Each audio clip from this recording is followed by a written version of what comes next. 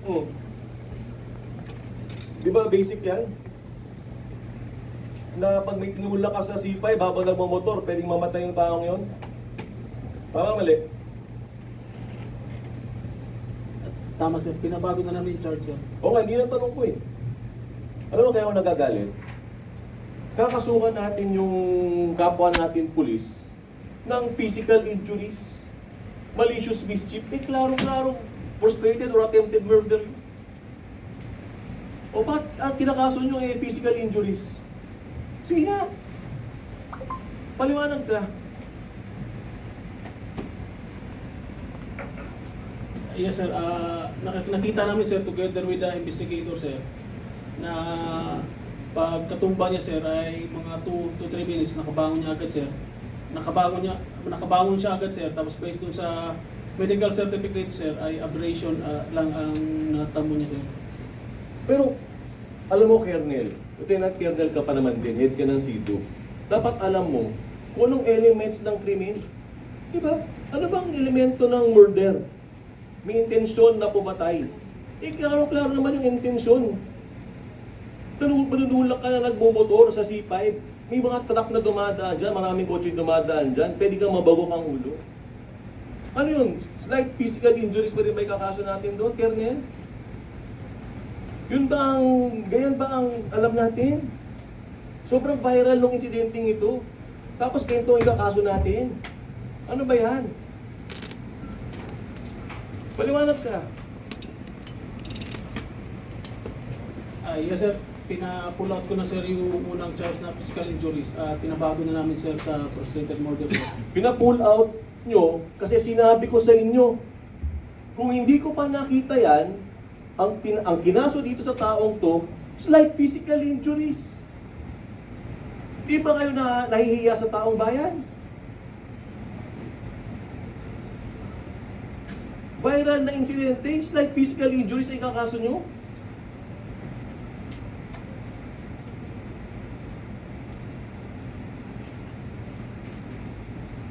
Itong si Lagwa, di ko lang kung nung nakain nito, manunulak ng taong nagmamotor. We saw the video, Mr. Lagwa, na nagpo-provoke din naman yung isa. Pero hindi yon hindi sagot ang panunulak sa isa nagmamotor sa C5 na maraming dumadaang kotse at truck dahil kayo nag-aaway. Road rage yan. Hindi kailangan gawin yan. Dapat naging pasensyoso ka pa. Colonel Luano,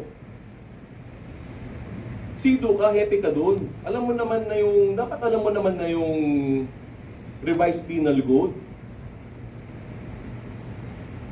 Sino yung investigador? Sino si Katungal? Nandito ba si Katungal? Yes sir. Oh, paliwanag ka dito. Upo ka dyan.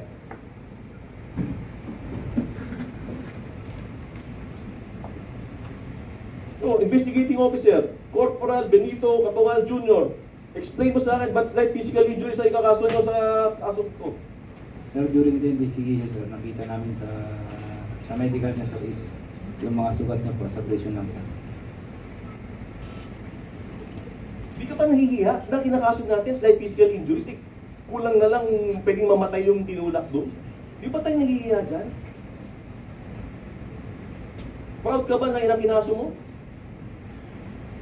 Sabihin mo sa taong bayan, explain ka ngayon. Proud ka ba inang recommendation mo? Hindi po, sir, humingi po kami ng, sir, bali sa utos niyo po, pinabago niyo na po yung i-update po ng kaso, sir. Dapat lang. Dapat lang kasi yun ang tamang dapat gawin. Dapat lang.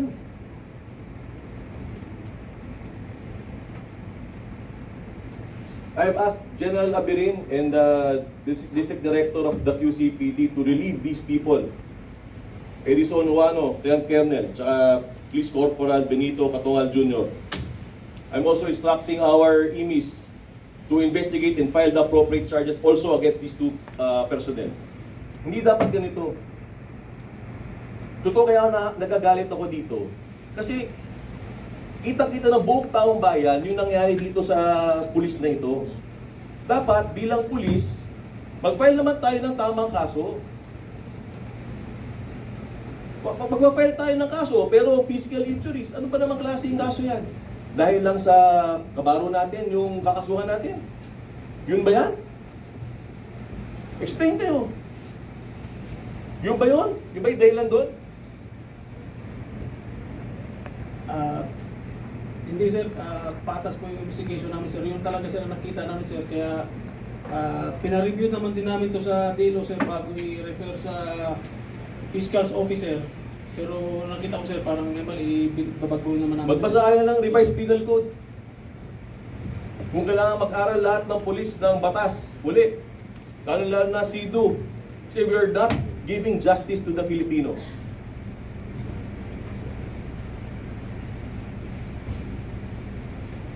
Nakakaya. File nyo yung tamang kaso.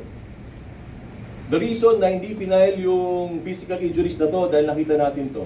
So we ask them to come here. You file the proper cases. Imis, you investigate this and file the necessary charges.